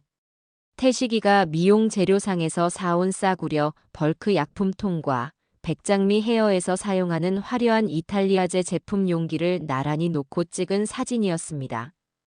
이 모든 서류를 한데 모으니 웬만한 책 한 권 두께가 되었습니다. 이것은 단순한 민원 서류가 아니었어요. 백장미라는 인간의 모든 위선과 거짓을 담아낸 그녀를 사회적으로 완전히 매장시킬 판결문이나 다름없었습니다. 다음 날 아침 태식이는 말끔한 정장 차림으로 그 서류 파일을 들고 집을 나섰습니다. 구청 위생과에 직접 민원을 접수하기 위해서였죠. 태식이의 말에 따르면 민원실 직원은 처음에는 흔한 동네 미용실 불만 정도로 생각하고 건성으로 서류를 받았다고 합니다. 하지만 서류를 한 장 한 장 넘겨볼수록 그의 표정은 심각하게 굳어졌다고 해요. 특히 의사 진단서와 두피 사진, 그리고 녹취록을 볼 때는 헛기침을 하며 안경을 고쳐 쓰기까지 했다고 합니다. 이거 사안이 굉장히 심각하군요. 증거 자료가 명백해서 저희가 즉시 조치에 들어가야 할 것 같습니다. 내일 중으로 예고 없이 불시 위생 점검을 나가겠습니다. 공무원의 단호한 대답을 듣고 나서야 태식이는 구청을 나섰습니다. 이제 모든 준비는 끝났습니다. 심판의 칼날은 이미 백장미의 목을 향해 날아가고 있었어요. 그리고 마침내 다음 날 오후, 저는 순이에게서 한 통의 전화를 받았습니다. 순이는 일부러 그 시간을 맞춰 백장미 헤어 근처를 지나가고 있었죠. 영자야, 영자야, 지금 시작됐어. 구청에서 사람들이 나왔어. 순이의 목소리는 흥분으로 격앙되어 있었습니다. 웬 남자 2명이 차에서 내리는데 딱 봐도 공무원이야. 다짜고짜 미용실로 들어가더니 백장미한테 위생점검 나왔다고 하더라고. 백장미는 얼굴이 새하얘져서는 무슨 소리냐고, 지금 영업 방해하는 거냐고 소리를 지르는데 그 사람들이 무슨 서류를 보여주니까 깨갱하더라. 저는 전화기를 든 채 눈을 감고 그 광경을 상상했습니다. 그 사람들이 말이야, 아주 사정없이 뒤지기 시작했어. 카운터고 뭐고 다 열어보고 특히 창고로 바로 직행하더라고. 백장미가 창고 문 앞을 막아서면서 안 된다고 개인적인 공간이라고 발악을 하는데 공무원 한 명이 공무집행방해로 고발당하고 싶으세요? 하니까 바로 꼬리를 내리더라. 꼴 좋다 정말. 순이는 숨도 쉬지 않고 상황을 중계했습니다. 창고 문이 열리는데 와 영자야, 네가 들으면 기절할 거야. 우리가 상상했던 것보다 훨씬 더러워. 유통기한이 몇 년은 지난 염색약들이 먼지 쌓인 채로 처박혀 있고 어디서 만든 건지도 모를 커다란 약품통들이 즐비하고 바닥에는 머리카락이랑 약품 찌꺼기들이 엉겨붙어서 그야말로 쓰레기장이 따로 없어. 그래서 어떻게 됐어? 어떻게 되긴. 공무원들이 사진 찍고 서류에 뭘 막 적고 난리가 났지. 한 사람이 백장미한테 소리치더라. 원장님, 이건 법을 위반한 수준이 아니라 손님들 건강에 심각한 위해를 가할 수 있는 수준입니다. 이건 그냥 과태료로 안 끝나요. 라고. 그리고는 미용실 유리문에 큼지막한 종이를 떡하니 붙였어. 무슨 종이? 영업정지. 국민보건에 심대한 위해를 끼칠 우려가 있어 추가 조사가 완료될 때까지 영업을 정지함. 이렇게 쓰여 있어. 영자야, 우리가 이긴 거야. 저 여자의 왕국이 드디어 무너졌어. 순이의 외침을 끝으로 저는 조용히 전화를 끊었습니다. 창밖을 보니 가을 햇살이 따사롭게 제 어깨 위로 쏟아지고 있었어요. 길고 길었던 전쟁이 드디어 막을 내리고 있었습니다. 영업정지라는 붉은 글씨의 공고문이 나붙은 후 백장미 헤어는 완벽한 유령의 집이 되었습니다. 며칠 동안 그 앞에는 아무도 나타나지 않았어요. 굳게 닫힌 유리문 안으로 어지럽게 널린 미용 도구들과 넘어진 의자들이 보였습니다. 그 모습은 마치 주인이 도망간 폐가처럼 을씨년스러웠죠. 동네 사람들은 이제 그곳을 저주받은 집이라고 부르며 멀리 돌아갔습니다. 저는 더 이상 그곳에 신경 쓰지 않았어요. 미나의 생일이 바로 다음 날이었기에 저는 온전히 내 딸 같은 며느리를 위한 파티를 준비하는 데에만 집중하고 싶었습니다. 미나의 생일 전날 밤이었어요. 저는 거실에서 태식이 미나와 함께 과일을 먹으며 텔레비전을 보고 있었습니다. 한참 웃고 떠들고 있는데 갑자기 현관 초인종이 울렸습니다. 누구세요? 이 시간에. 태식이가 의아한 표정으로 현관으로 나갔습니다. 잠시 후 태식이의 당황한 목소리가 들려왔어요. 당신이 여길 왜 찾아와? 당장 나가지 못해. 그 목소리에 저와 미나는 깜짝 놀라 현관으로 달려갔습니다. 그곳에는 차마 눈뜨고는 보기 힘든 몰골의 백장미가 서 있었습니다. 일주일 전 미용실 앞에서 악을 쓰던 모습보다도 훨씬 더 처참했어요. 제대로 감지 않은 머리카락은 기름져서 떡이 져 있었고 퀭한 눈 밑에는 검은 그림자가 깊게 패여 있었습니다. 값비싼 옷과 장신구는 온데간데 없고 늘어난 운동복 차림이 그녀의 망가진 상황을 여실히 보여주고 있었죠. 사모님 아니 오영자 씨. 당신이지. 당신이 꾸민 짓이지. 백장미는 저를 보자마자 이성을 잃은 사람처럼 달려들려고 했습니다. 태식이가 그녀의 앞을 막아서며 소리쳤어요. 이 여자가 정말 미쳤나? 어디 함부로 손을 대려고 해. 경찰 부르기 전에 당장 꺼져. 비켜. 나는 저 여자랑 할 말이 있어. 네 엄마 때문에 내 인생이 망했어. 내 인생이 전부 끝장났다고. 백장미는 발악하며 울부짖었습니다. 그 소란에 놀란 미나의 얼굴이 하얗게 질리는 것을 본 저는 차가운 목소리로 말했습니다. 태식아 비켜줘라. 그리고 미나 데리고 방에 들어가 있어. 하지만 어머니. 괜찮다. 들어오게 해. 마침 나도 저 여자와 할 말이 있었으니. 제 단호한 태도에 태식이는 마지못해 길을 비켜주었고 백장미는 비틀거리며 거실로 들어섰습니다. 저는 그녀를 소파에 앉히지도 않고 그저 차가운 거실 바닥에 선 채로 내려다보았습니다. 그리고 주방으로 가 뜨거운 물이 아닌 얼음처럼 차가운 냉수 한 잔을 따라 그녀 앞에 테이블에 탁 소리가 나게 내려놓았어요. 내 인생을 망쳐? 내가 네 인생을 망쳤다고? 저는 차갑게 입을 열었습니다. 제 목소리는 분노가 아닌 지독한 경멸로 가득 차 있었어요. 착각하지 마, 백장미. 네 인생은 너 스스로 망친 거야. 너의 그 끝없는 허영심, 다른 사람을 짓밟아야만 직성이 풀리는 뒤틀린 심보, 손님을 돈으로만 보고 기만했던 너의 그 더러운 손이 네 인생을 시궁창으로 처박은 거라고. 나는 그저 거울을 하나 들어줬을 뿐이야. 네가 얼마나 추악한 몰골을 하고 있는지 똑똑히 보라고. 제 말에 백장미는 대꾸할 말을 찾지 못한 채 입술만 파르르 떨었습니다. 그녀는 잠시 저를 원망스럽게 노려보더니 이내 전세를 바꿔 애원하기 시작했어요.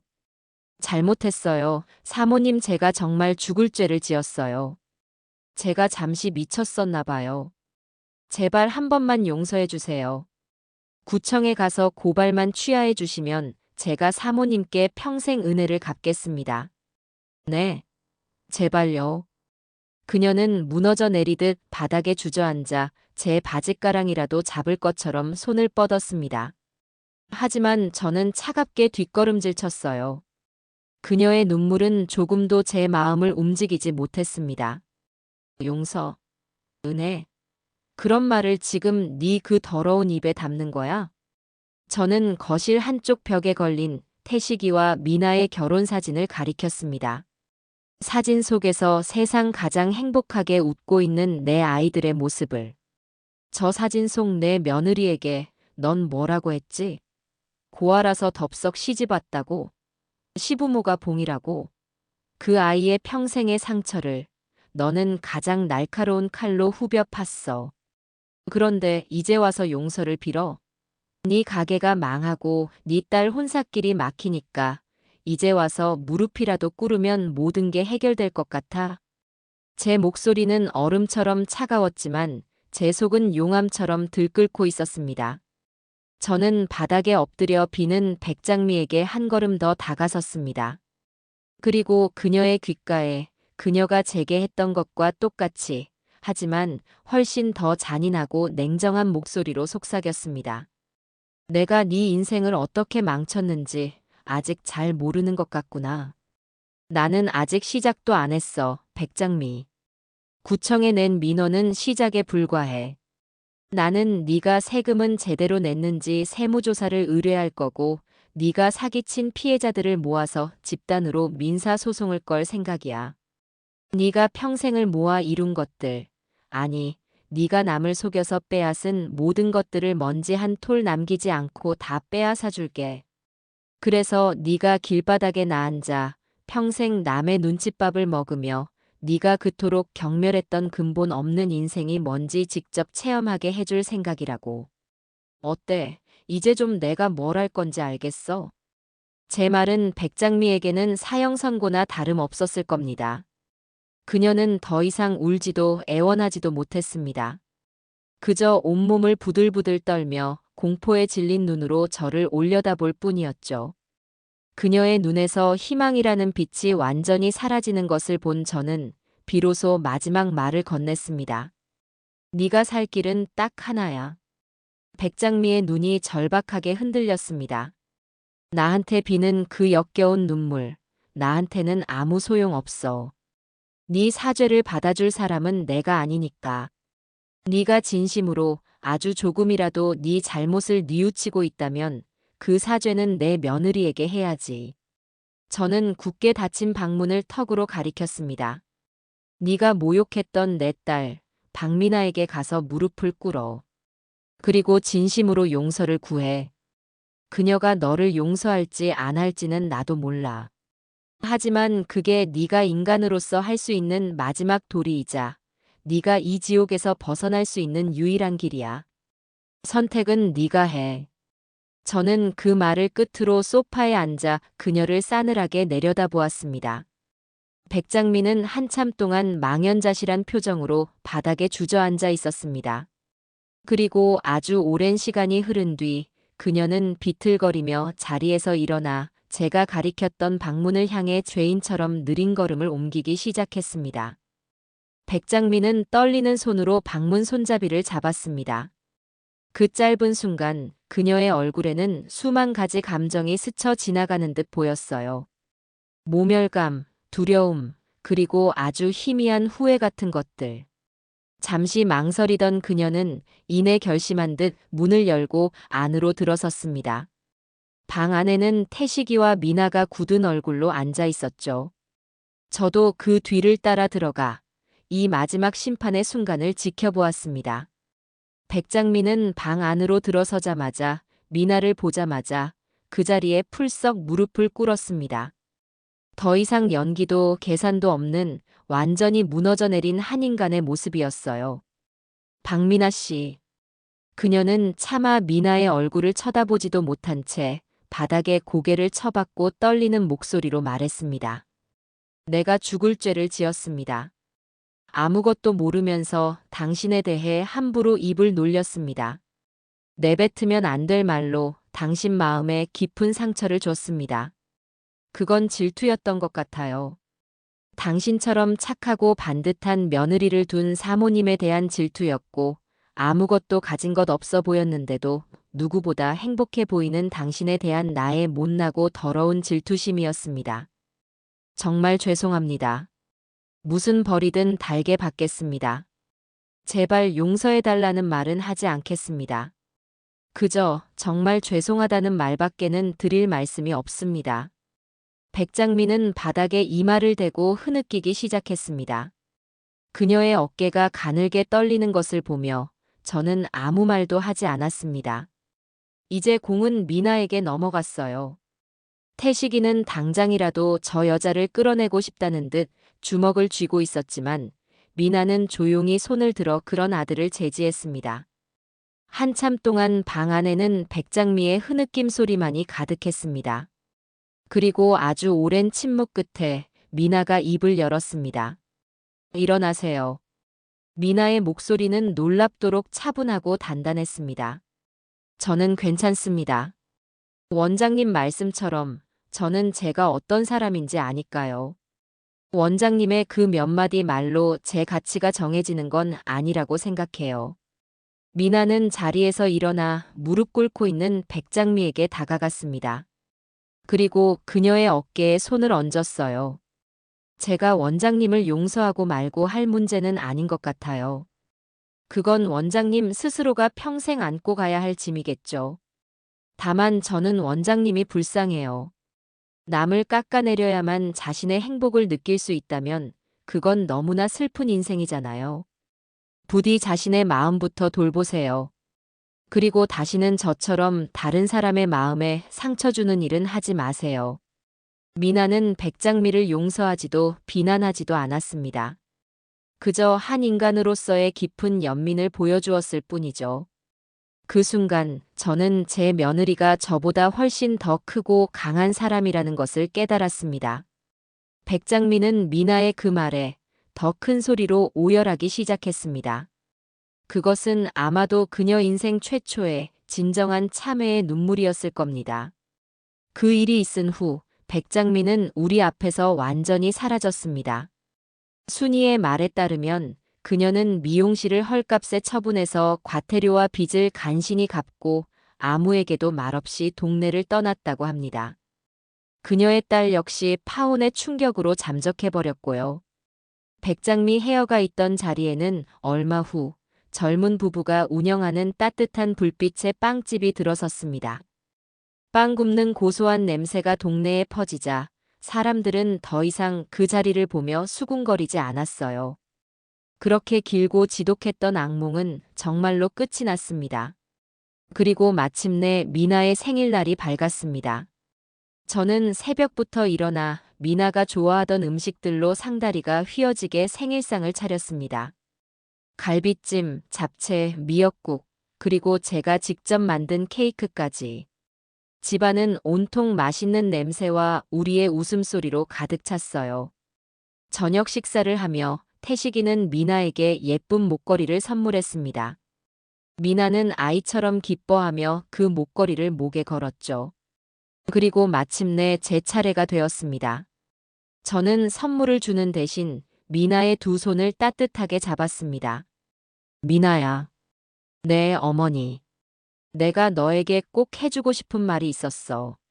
앞으로 살면서 절대 단 한순간도 너가 부모님 없이 자랐다는 것 때문에 위축되거나 스스로를 부족한 사람이라고 생각하지 말거라. 제 말에 미나의 눈이 동그래졌습니다.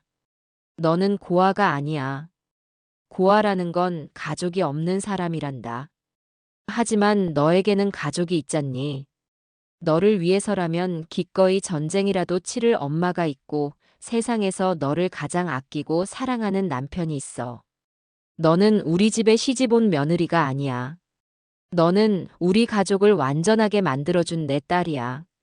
세상 무엇과도 바꿀 수 없는 내 소중하고 귀한 딸이란다.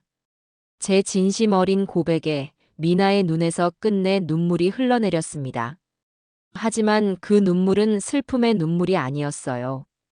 방 안을 가득 채운 따스한 사랑에 겨워 흘리는 행복과 감동의 눈물이었습니다. 미나는 제 품에 안겨 아이처럼 엉엉 울었고 태식이는 그런 우리 모녀를 등 뒤에서 따뜻하게 감싸 안아주었습니다. 저는 눈물을 흘리는 미나의 등을 토닥이며 생각했습니다. 그래, 이 아이의 저 환한 웃음과 뜨거운 눈물을 지키기 위해서라면 나는 몇 번이라도 더 기꺼이 악마가 될 수 있다고. 길고 추웠던 겨울은 가고 우리 집에는 비로소 완연한 봄날이 찾아왔습니다. 그 어떤 시련이 닥쳐와도 이제 우리 세 사람은 서로의 손을 놓지 않고 함께 이겨나갈 수 있을 겁니다. 우리는 그 누구도 깨트릴 수 없는 완벽한 가족이니까요.